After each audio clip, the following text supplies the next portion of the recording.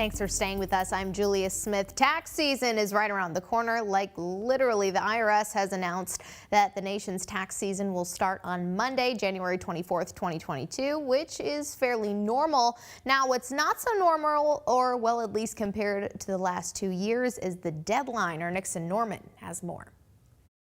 This year, you must complete filing before or by April 18th. Now, historically, before the dawn of COVID, filing on or around April 15th was the standard. But ever since the virus came along and turned the world upside down, the IRS has pushed back this deadline. In 2020, the deadline was pushed back to July 15th, and last year in 2021, it was May 17th.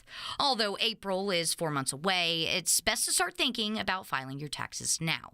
We checked with the IRS and Alabama Department of Revenue for information you can use. So here are some tips to keep filing a little more stress-free.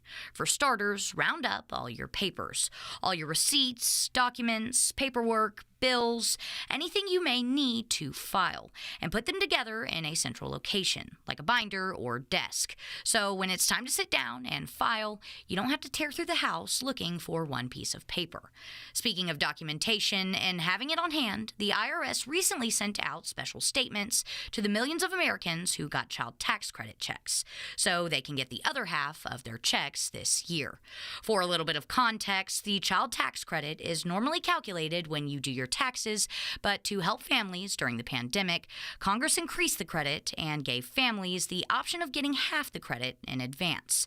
So alongside your W-2, you should also have the child tax statement handy so you can receive the rest of your check. Lastly, set reminders. Again, April 18th will come around a lot quicker than you think. So set a notification on your phone, mark your calendar, whatever you have to do to make sure you file before the deadline. For more information about this year's tax season and filing tips, head on over to fox54.com.